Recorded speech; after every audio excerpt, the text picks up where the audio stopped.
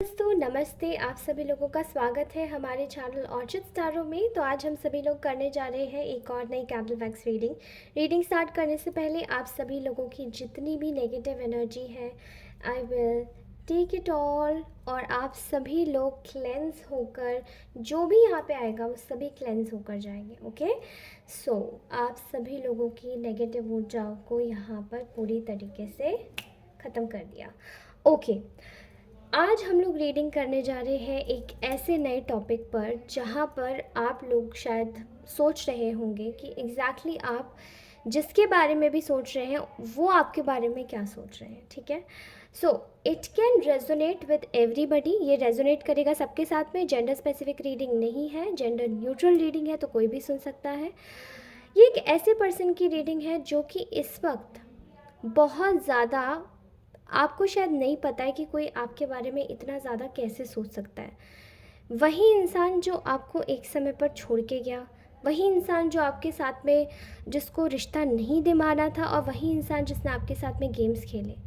आपको ये जानकर बड़ा अचंभा होगा कि कोई ऐसा भी आपके विषय में सोच सकता है, कोई ऐसा भी आपके बारे में सोच सकता है। और यहाँ पे एक ऐसी फीलिंग आ जाती है जिसे हम कहते हैं ऑब्सेशन। जैसे किसी ने आपको छोड़ा, आपने भी उसको लेट गो कर दिया, एंड वो ही इंसान आप उसका ऑब्सेशन बन गए। ठीक है, चलिए जानते हैं इस व्यक्ति के बारे में। रीडिंग स्टार्ट करने से पहले ही बोल दूंगी, लाइक शेयर सब्सक्राइब अवश्य करें, कमेंट करना बिल्कुल भी ना भूलें। मैं एक एक कमेंट पढ़ती हूँ and I just love your comments. Okay, reading start करती हूँ यहीं से, और आप सभी लोग प्लीज़ प्लीज़ प्लीज़ कमेंट कीजिए। जितने भी नए व्यूअर्स हैं सब्सक्राइब कीजिए, एंड रीडिंग्स कैसी लगती है इसके बारे में बताइए, कितना रेजोनेट होता है। ओके, फर्स्टली मुझे यहाँ पे आप लोगों की जो एनर्जीज ग्रैब हो रही हैं वो मुझे ऐसी दिखाई दे रही है जहाँ पे आप लोग करेंटली इस वक्त कुछ डिलेमा में हो। आप में से कुछ लोगों को ऐसा लगता है कि आप जिसके बारे में सोच रहे हो, क्या वो आपके बारे में सोच रहे हैं, क्या वो आपके बारे में आपको परस्यू करना चाहते हैं, या वो क्या आपको किसी तरीके से भी अपनी लाइफ में एंट्री देना चाहते हैं, लेकिन आप उनसे कटे हुए हो, दूर हो। शायद इस व्यक्ति ने आपको बिल्कुल अपने आप से पहले दूर किया था, लेकिन बाद में आपने भी इन व्यक्ति को दूर कर दिया। ठीक है, समय के साथ अभी कुछ समय ही मुझे ऐसा लग रहा है कि कुछ चीज़ें ऐसी दिमाग में आ रही हैं जहाँ पे आप लोगों के बीच में शायद कुछ कॉन्फ्लिक्ट हुआ है किसी बात को लेकर, किसी चीज़ को लेकर। यहाँ लव रिलेशनशिप की वाइब्रेंस बहुत ज़्यादा आ रही है। ठीक है, एंड अगर आप इसको लव रिलेशनशिप में लेना चाहें तो आप इसको ले सकते हैं। सिचुएशनशिप, फ्रेंडशिप कुछ भी हो सकती है। ठीक है, सो गाइज मैं आपको बता दूं कि ये वो व्यक्ति हैं जो कि इस वक्त अपनी लाइफ में, इनकी लाइफ में पार्टनर्स की काफ़ी सारे ऑप्शंस ओपन हैं। ठीक है, इनकी लाइफ में कहीं ना कहीं इस वक्त अपने लिए, अपने काम को लेकर काफ़ी ज़्यादा बिजी है। किसी नए नए प्रोजेक्ट्स पे वर्क कर रहे हैं, कोई नए नए मॉडल्स बना रहे हैं। शायद इनका वर्क रिलेटेड टू किसी चीज़ के प्रोजेक्ट वर्क से रिलेटेड हो सकता है, मीडिया एंटरटेनमेंट इंडस्ट्री, या फिर कुछ ऐसा हो सकता है समवेयर जहाँ पे ये इंजीनियरिंग में मॉडल्स प्रिपेयर करते हैं, प्रोजेक्ट बनाते हैं और परस्यू करते हैं महीनों महीनों तक। ठीक है, मुझे ऐसा दिखाई दे रहा है कि कुछ डेटा से रिलेटेड भी वर्क होता है। आजकल तो ऐसे लोग काफ़ी होते हैं। ये व्यक्ति इस वक्त अपनी लाइफ में ऑप्शंस देख रहे हैं। कुछ लोग इन्हें रिझाने की भी कोशिश कर रहे हैं, अपने पास बुलाने की कोशिश कर रहे हैं। They are very confuse about all the options. ठीक है, लेकिन अगर मैं आपको बताऊं कि यहाँ पर मुझे एक ऐसी चीज़ लग रही है जो कि इस पर्सन की आंखों में कुछ फिक्सेटेड है। ठीक है, इसकी आंखों में किसी अपने पार्टनर की जो छवि है वो फिक्सेटेड है कि मेरा पार्टनर ऐसे ही होना चाहिए।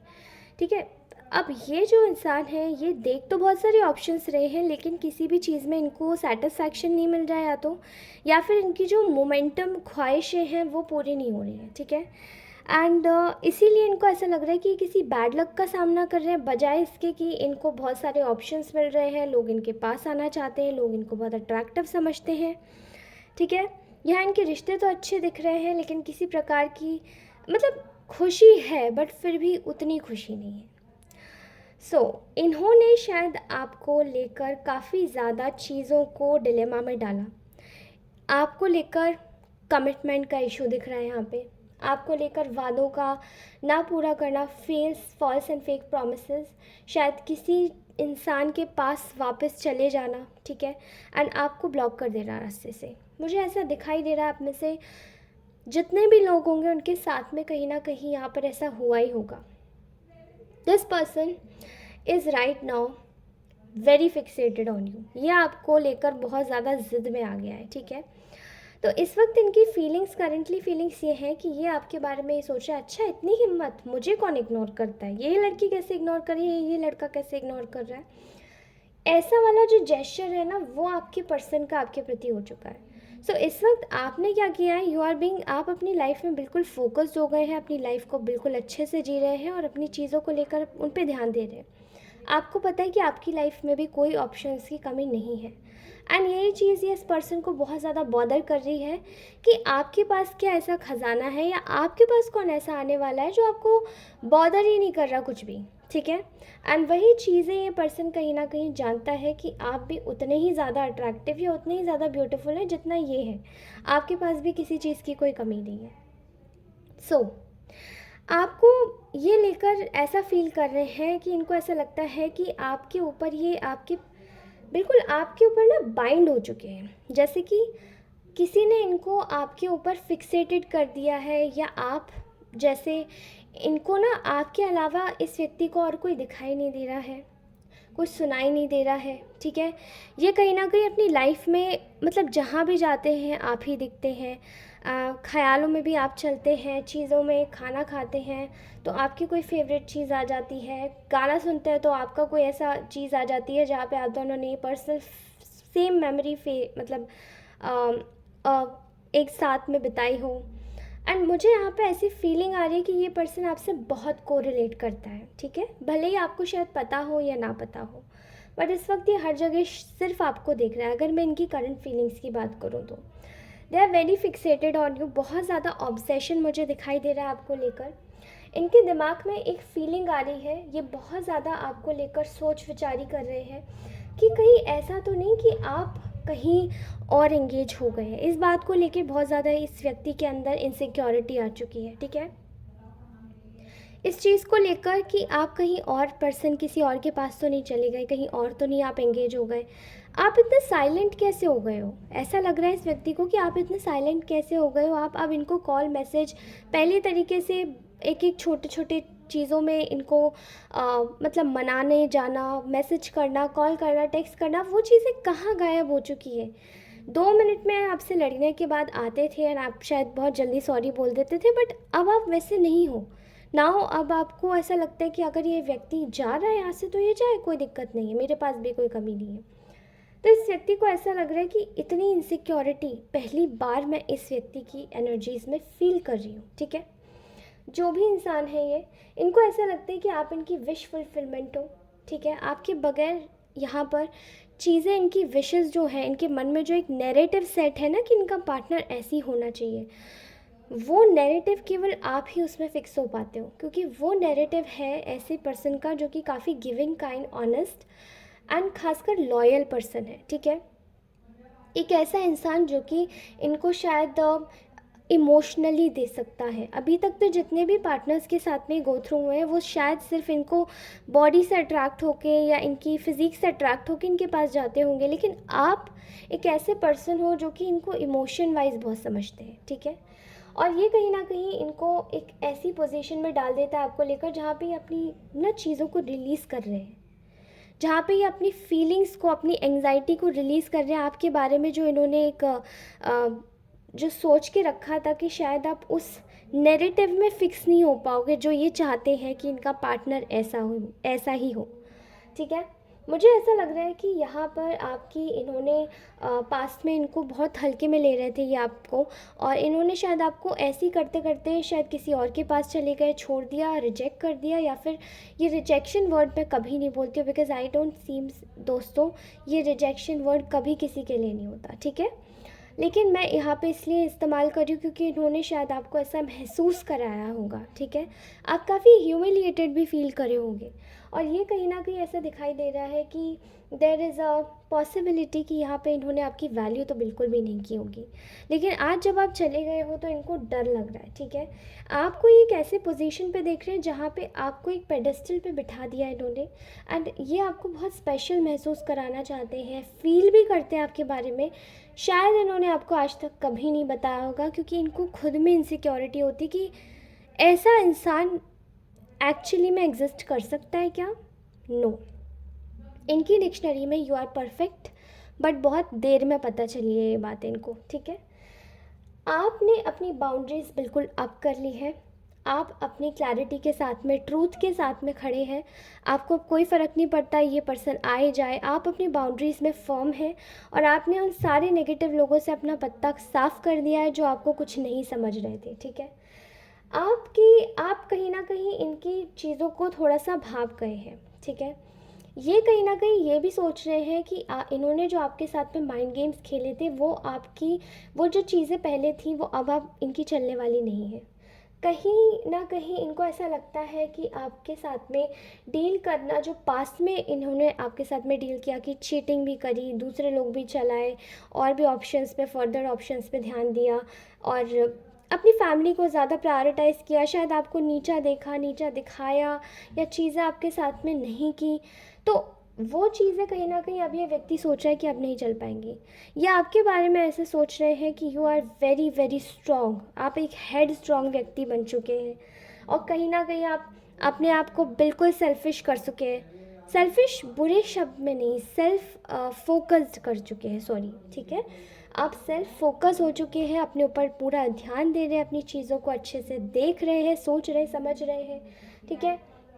एंड वो ये कहीं ना कहीं देख पा रहे हैं कि इन्होंने आपको शायद मैरिज का कमिटमेंट नहीं दिया, या आपको हटा के किसी और को आपकी जगह फिक्स करने की कोशिश करी है, और यही चीज़ इनको कहीं ना कहीं अब रियलाइज़ हो रहा है कि ये बहुत गलत किया, और ये कुछ लोगों की वजह से किया था जो एक्चुअली में इनको भड़का रहे थे आपके अगेंस्ट में कि नहीं, ये पर्सन अच्छा नहीं है, इसको मत चूज़ करो, ये ठीक नहीं है, इसको मत चूज़ करो, ठीक है।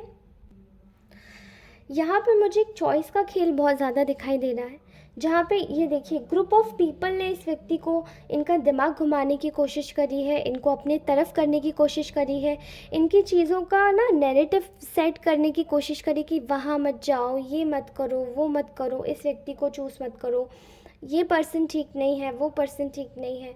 एंड इन्होंने सब कुछ जानते हुए भी ब्लाइंडली सब पे ट्रस्ट किया, ब्लाइंडली सब कुछ किया, एंड ब्लाइंडली ये उन लोगों को अपनी लाइफ में इम्पोर्टेंस देते चले गए जो कि शायद इनको इतनी इम्पोर्टेंस उन्हें नहीं देनी चाहिए थी, ठीक है। मैं यहाँ देख रही हूँ कि ये पर्सन आपके लिए बहुत ज़्यादा पैशनेट है, ठीक है।